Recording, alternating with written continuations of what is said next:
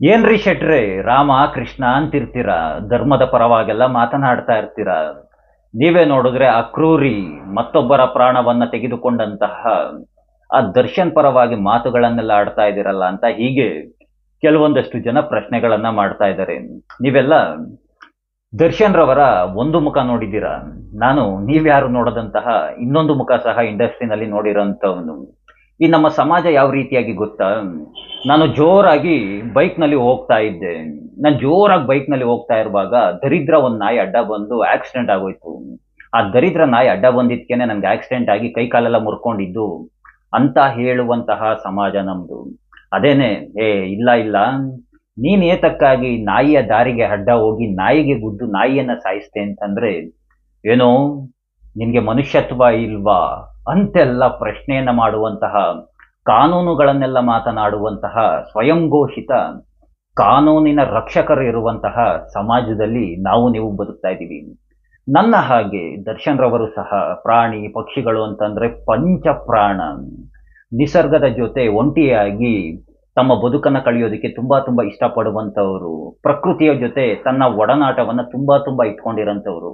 ಒಂದು ಮಾತನ್ನ ಹೇಳ್ತೀನಿ ಕೇಳಿ, ಪ್ರಪಂಚದಲ್ಲಿ ನೀವು ಯಾರನ್ನೇ ಕೇಳಿ ನೋಡಿ, ಪ್ರಾಣಿ ಪಕ್ಷಿಗಳ ಜೊತೆ ಯಾರು ತಮ್ಮ ಒಡನಾಟವನ್ನ ತುಂಬಾ ತುಂಬಾ ಇಟ್ಕೊಂಡಿರ್ತಾರೆ, ಪ್ರಾಣಿ ಪಕ್ಷಿಗಳನ್ನ ಅತಿ ಅತಿ ಹೆಚ್ಚು ಯಾರು ಪ್ರೀತಿಸ್ತಾರೆ, ಅಂತವರ ಮನಸ್ಸಿನಲ್ಲಿ ಕ್ರೂರತನ ಅನ್ನೋದಿರೋದಿಲ್ಲ, ಅಂತವರ ಮನಸ್ಸು ಕಲ್ಲಾಗಿರೋದಿಲ್ಲ. ನೀವು ಯಾರನ್ನ ಬೇಕಾದ್ರೂ ಹೋಗಿ ನೋಡಿ, ಎಲ್ಲಿ ಬೇಕಾದ್ರೂ ವಿಚಾರಿಸಿ.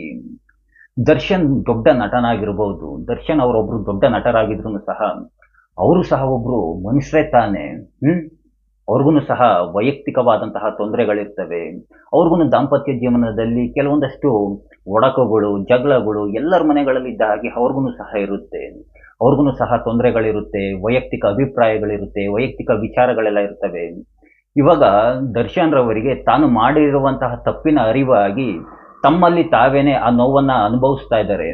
ಆ ಮನುಷ್ಯ ಇವಾಗ ಬದಲಾಗುವಂತಹ ಸಮಯ, ಆ ಮನುಷ್ಯ ಬದಲಾಗುವಂತಹ ಸಮಯದಲ್ಲಿ ಮತ್ತೆ ಏತಕ್ಕಾಗಿ ಆ ಮನುಷ್ಯನನ್ನ ಮತ್ತೆ ಕ್ರೂರತನದ ಕಡೆಗೆ ಕರ್ಕೊಂಡು ಹೋಗ್ತಾ ಇದ್ದೀರಾ? ಆ ಕೆಲಸವನ್ನ ಮಾಡ್ತಾ ಇರೋಂತಹ ನೀವುಗಳೇನೆ ತುಂಬಾ ತುಂಬಾ ಚೆನ್ನಾಗಿ ಕಾಣಿಸ್ತಿದೆ. ಕಾನೂನಿದೆ, ಆ ಮನುಷ್ಯ ಮಾಡಿರುವಂತಹದ್ದು ಸರಿ ಅಂತ ಅಂದ್ಬಿಟ್ಟು ನಾನು ಹೇಳ್ತಾ ಇಲ್ಲ. ನಮ್ಮಲ್ಲಿ ಕಾನೂನಿದೆ, ನ್ಯಾಯಾಲಯ ಇದೆ. ಅವ್ರು ಮಾಡಿರುವಂತಹ ತಪ್ಪಿಗೆ ಅದೇನು ಶಿಕ್ಷೆ ಆಗ್ಬೇಕು ಆ ಶಿಕ್ಷೆ ಆಗುತ್ತೆ. ಆ ಎಲ್ಲದರ ಮಧ್ಯದಲ್ಲಿ ನಿಮ್ಮದೇನು ಅಂತ ಅಂದ್ಬಿಟ್ಟು ಪ್ರತಿದಿನ ಅವ್ರದೇ ವಿಚಾರವನ್ನ ತೆಗೆದುಕೊಂಡು, ಅವರ ಹೆಸರನ್ನ ಹೇಳಿಕೊಂಡು, ಅವರ ವಿಚಾರವಾಗಿನೇ ಪ್ರತಿದಿನ ಮೀಡಿಯಾಗಳ ಮುಂದೆ ಬರುವಂತಹದ್ದು ನನಗಂತೂ ಸಹ ಒಂದು ಇದರ ವಿಚಾರವಾಗಿ ಸರಿಯಾಗಿ ಅರ್ಥನೇ ಆಗ್ತಾ ಇಲ್ಲ. ದಯಮಾಡಿ ನಾನು ನಿಮ್ಮಲ್ಲಿ ಕೇಳ್ಕೊಳ್ಳುವಂತಹದ್ದು, ದರ್ಶನ್ ಈ ರೀತಿಯಾಗಿ ಬದಲಾಗಬೇಕು, ಈ ರೀತಿಯಾಗಿ ಅಷ್ಟೊಂದು ಕ್ರೂರತನ ಬರಬೇಕು ಅಂತಂದ್ರೆ ಮುಖ್ಯವಾಗಿ ಕಾರಣ ನಮ್ಮ ಕನ್ನಡ ಚಿತ್ರರಂಗನೇ, ನಮ್ಮ ಕನ್ನಡ ಚಿತ್ರರಂಗದಲ್ಲಿ ಇರೋಂಥವ್ರೇನೆ. ನಿಮಗೆ ಚಿಕ್ಕದಾಗಿ ಒಂದು ಉದಾಹರಣೆಯನ್ನು ಹೇಳ್ತೀನಿ, ಎಲ್ಲರಿಗೂ ಅರ್ಥವಾಗ್ಬೋದು. ಸುದೀಪ್ ಅವರಾಗಿರ್ಬೋದು, ಹಾಗೆ ದರ್ಶನ್ ರವರಾಗಿರ್ಬೋದು, ಅವರ ಸಿನಿಮಾಗಳು ರಿಲೀಸ್ ಆಗುವಂತಹ ಸಮಯದಲ್ಲೇನೆ ದೊಡ್ಡ ದೊಡ್ಡ ಬ್ಯಾನರ್ನ ದೊಡ್ಡ ದೊಡ್ಡ ಸಿನಿಮಾಗಳು ಅವರ ಸಿನಿಮಾ ಮುಂದೆ ಬಂದು ನಿಂತ್ಕೊಳ್ತಾ ಇದ್ವು. ನಾವುಗಳೆಲ್ಲ ನೋಡಿದ್ದೀವಿ, ನಮಗೆಲ್ಲ ತುಂಬಾ ತುಂಬಾ ಚೆನ್ನಾಗಿ ಗೊತ್ತಿರುವಂತಹದ್ದು. ಈ ರೀತಿಯಾಗಿ ಚಿತ್ರರಂಗದಲ್ಲಿರುವಂಥವ್ರೇನೆ ದರ್ಶನ್ ಈ ರೀತಿಯಾಗಿ ಕ್ರೂರತನ ಬೆಳೆಸ್ಕೊಳ್ಳೋದಕ್ಕೆ ಕಾರಣಕರ್ತರಾದಂಥವರು. ಚಿತ್ರರಂಗದಲ್ಲೇನೆ ಜಗಳವನ್ನ ತಂದಿಕ್ಕುವಂತಹದ್ದು, ಸುದೀಪ್ ದರ್ಶನ್ ಅವರ ಇಬ್ಬರು ಮಧ್ಯದಲ್ಲೇನೆ ಜಗಳವನ್ನ ತಂದಿಟ್ಬಿಟ್ರು. ತುಂಬಾ ತುಂಬಾ ವಿಚಾರಗಳಿದ್ದಾವೆ ಚಿತ್ರರಂಗದಲ್ಲಿ. ಅವ್ಯಾವು ಗೊತ್ತಿಲ್ಲದಲ್ಲೇ ಸುಮ್ಮನೆ ಅಭಿಮಾನಿಗಳು ನೀವುಗಳು ಕಿತ್ತಾಡ್ಕೊಳ್ತಿರ್ತೀರ ಅಷ್ಟೇನೆ. ನಿಮ್ಗೆ ಒಂದು ಮಾತನ್ನ ಹೇಳ್ತೀನಿ ಕೇಳಿ, ಸುದೀಪ್ ಅವ್ರು ಇದಾರಲ್ಲ, ಅವ್ರು ಮೊದಲು ಯಾವ ರೀತಿಯಾಗಿದ್ರು, ಈಗ ಯಾವ ರೀತಿಯಾಗಿ ಬದಲಾಗಿದ್ದಾರೆ ಅಂತ ಅಂದ್ಬಿಟ್ಟು ಒಮ್ಮೆ ನೋಡಿ. ಶೂಟಿಂಗ್ ಸಮಯದಲ್ಲಿ ಅವ್ರ ಬಳಿ ಹೋಗ್ಬಿಟ್ಟು ಒಂದು ಮಾತನಾಡೋದಕ್ಕೆ ಎದುರುಕೊಳ್ಳೋರು, ಅವ್ರ ಬಳಿಗೆ ಯಾರು ಹೋಗೋದಕ್ಕೆ ಎದುರುಕೊಳ್ತಾ ಇದ್ರು. ಆ ರೀತಿಯಾಗಿದ್ದಂತಹ ಮನುಷ್ಯ ಸುದೀಪ್ ಅವರು.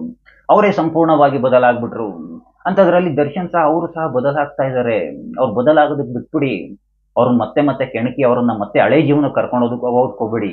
ನೀವೆಲ್ಲ ದರ್ಶನ್ ಕುಡಿದ ನಂತರ ಅಂದ್ರೆ ಮದ್ಯಪಾನ ಮಾಡಿದ ನಂತರ ನೋಡಿರುವಂತಹ ದರ್ಶನ್ ಹೆಚ್ಚಾಗಿ ನೋಡಿರುವಂತಹದ್ದು. ದರ್ಶನ್ ಕುಡಿದೇ ಇದ್ದಾಗ ಯಾವ ರೀತಿಯಾಗಿರ್ತಾರೆ ಅಂತ ಚಿತ್ರರಂಗದಲ್ಲಿ ಎಲ್ಲರಿಗೂ ಗೊತ್ತು, ಅವ್ರು ನೋಡಿರೋಂಥವ್ರು ಎಲ್ಲರಿಗೂ ಸಹ ಗೊತ್ತು. ಅವ್ರು ಮಾಡಿರುವಂತಹ ಸಮಾಜ ಸೇವೆಗಳಾಗಿರ್ಬೋದು, ಸರ್ಕಾರಗಳಿಗೆ ಆ ಮೈಸೂರು ಝೂ ನಲ್ಲಿರುವಂತಹ ಪ್ರಾಣಿ ಪಕ್ಷಿಗಳಿಗೆ ಊಟ ಹಾಕೋದಕ್ಕೆ ಗತಿ ಇರೋದಿಲ್ಲ, ಅಷ್ಟೊಂದೆಲ್ಲ ಹಣವನ್ನ ಸಂಗ್ರಹಣೆಯನ್ನ ಮಾಡಿದ್ರೆ. ಅಂತಹದ್ರಲ್ಲಿ ಪ್ರಾಣಿ ಪಕ್ಷಿಗಳನ್ನೆಲ್ಲ ದತ್ತು ತೆಗೆದುಕೊಂಡು ಸಾಕ್ತಾ ಇರೋಂಥವ್ರು.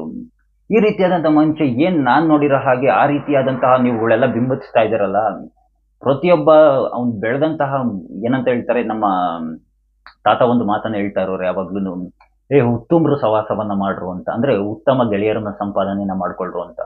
ಅವರ ಸುತ್ತಮುತ್ತ ಬಂದಂತಹ ಗೆಳೆಯರು ಹಾಗೆ ಗೆಳೆತನ ಮಾಡಿರುವಂತಹದ್ದು ಎಲ್ಲ ಒಂದು ಕಡೆ ಅವರ ವ್ಯಕ್ತಿತ್ವವನ್ನೇ ಸಂಪೂರ್ಣವಾಗಿ ಬದಲಾಯಿಸ್ಬಿಟ್ಟಿದೆ. ಅದು ಅವ್ರು ಮಾಡಿಕೊಂಡಿರುವಂತಹ ಕರ್ಮ. ಅವ್ರು ಮಾಡಿಕೊಂಡಿರುವಂತಹ ಕರ್ಮದ ಫಲವನ್ನು ಅವರೇನೆ ಅನುಭವಿಸ್ಬೇಕು. ಹಾಗೆ ನಾನು ಅಭಿಮಾನಿಗಳಲ್ಲಿ ಕೇಳ್ಕೊಳ್ಳುವಂತಹದ್ದು, ನಿಜವಾಗ್ಲೂ ಕೆಲವೊಂದಷ್ಟು ಜನ ಹೇಳ್ತಿರ್ಬೇಕಾದ್ರೆ ನನಗೂ ಒಂದೊಂದು ಸಲ ಅನಿಸ್ತಾ ಇರುತ್ತೆ, ಅಷ್ಟೊಂದು ರ್ಯಾಶ್ ಆಗೆಲ್ಲ ಬಿಹೇವ್ ಮಾಡೋದಕ್ಕೆ ಹೋಗ್ಬೇಡಿ. ನೀವುಗಳು ಮಾಡುವಂತಹ ಕೆಲಸದಿಂದ ಆ ವ್ಯಕ್ತಿಯ ಹೆಸರೆಲ್ಲ ಒಂದು ಕಡೆ ಹಾಳಾಗ್ತಾ ಇದೆ.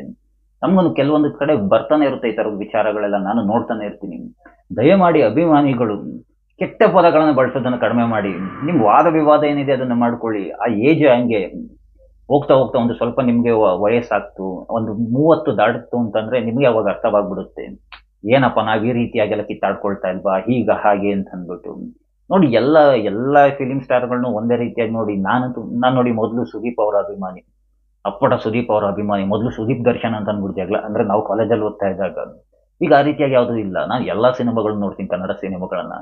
ಯಾವ್ದು ಇಷ್ಟ ಆಯ್ತು ಅದನ್ನ ಇಷ್ಟ ಅಂತ ಅಂದ್ಬಿಟ್ಟು ಹೇಳ್ತೀನಿ. ಜಗಳವನ್ನ ಮಾಡ್ಕೊಳ್ಳೋದಕ್ಕೆ ಹೋಗ್ಬೇಡಿ ಅಂತ ಹೇಳ್ತಾ, ಆ ಕೃಷ್ಣ ಎಲ್ಲರಿಗೂ ಒಳ್ಳೇದು ಮಾಡ್ಲಿ. ಎಲ್ರಿಗೂ ಧನ್ಯವಾದಗಳು. ಜೈ ಶ್ರೀ ಕೃಷ್ಣ.